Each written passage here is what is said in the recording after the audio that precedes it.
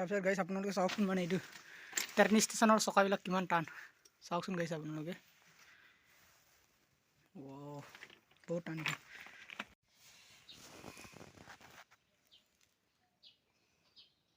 Good morning স্বাগতম জনাইছোঁ মোৰ গণেশ ইউটিউব চেনেল সকলোকে বৰ্তমানে মাছটো কৰি ল'ম আজি মই মানে যিটো নেকি মই হাৱাজানত পঢ়ি থাকোঁ গতিকেলৈ আজি মই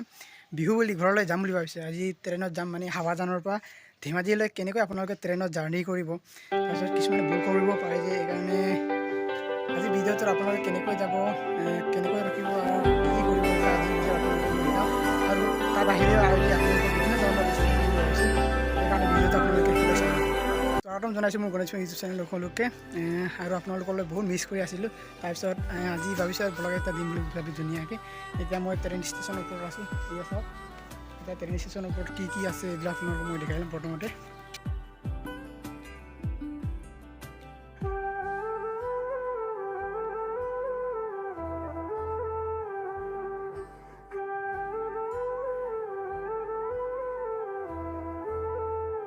ইমানেই কুঁৱলী মানে ইমান ঠাণ্ডাত আহিছোঁ মানে মই ৰাতিপুৱা শুই উঠি ভাত চাত খাই পিনি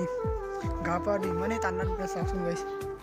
ইমানে কিন্তু কষ্ট পাইছোঁ বহুত হ'লেও মানে ব্লগটো আজি দিবলৈ চেষ্টা কৰিম আৰু ট্ৰেইন কেইটা বজাত উঠিব ইয়াৰ পৰা 7:52 মানে 7:52 বজাত যাব ইয়াৰ পৰা ট্ৰেইন যাব 7:52 তাৰপিছত তালৈ পাব 11টামান বজাত পাব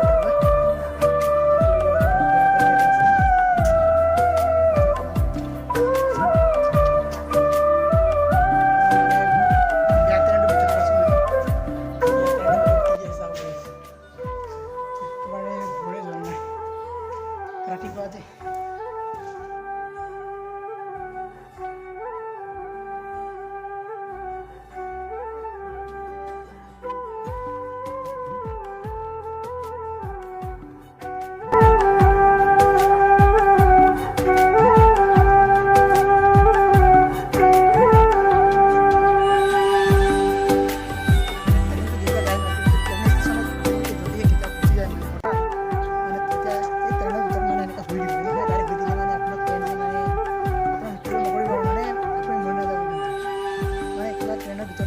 বহুত কালি আছে মানে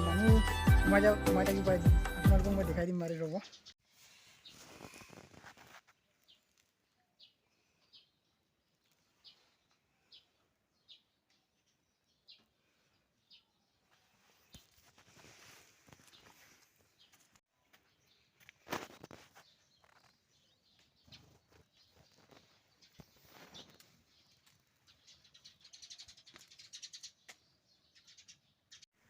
তাৰপিছত এইটো যিটো যে কি এইটো মানে বেয়া এটা ট্ৰেইন আছে নহয় এই বেয়া ট্ৰেইনটো মানে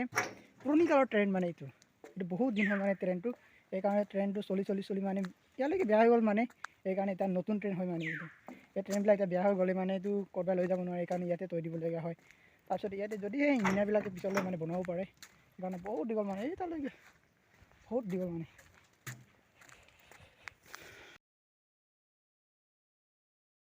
এতিয়া ৰাতিপুৱাকৈ কোনো অহা নাই মানে মই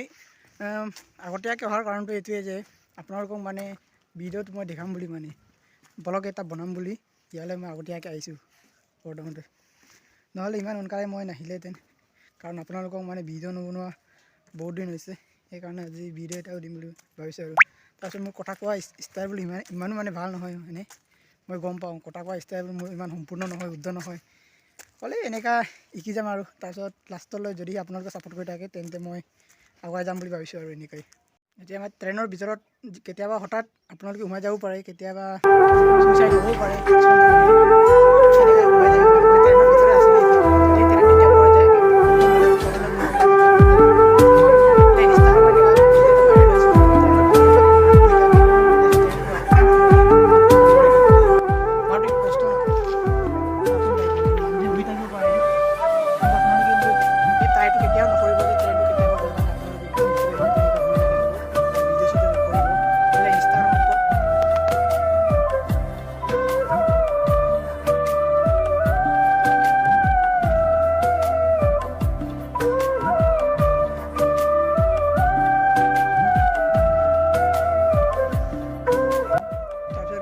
চাওকচোন মানে এইটো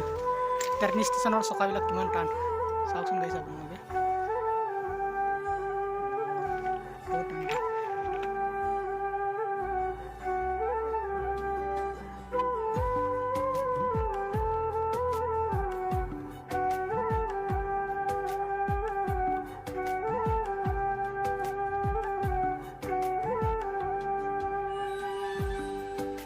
গাইছ আপোনালোকে জানেনে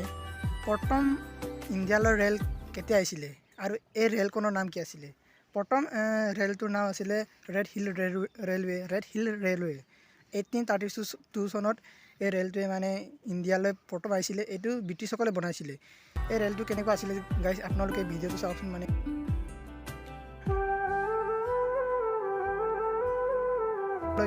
কিমান পৰিৱৰ্তন হ'ল বাৰু আপোনালোকে ভাবকচোন। মানে আজিলৈকে মানে কিমান পৰিৱৰ্তন হৈ গৈ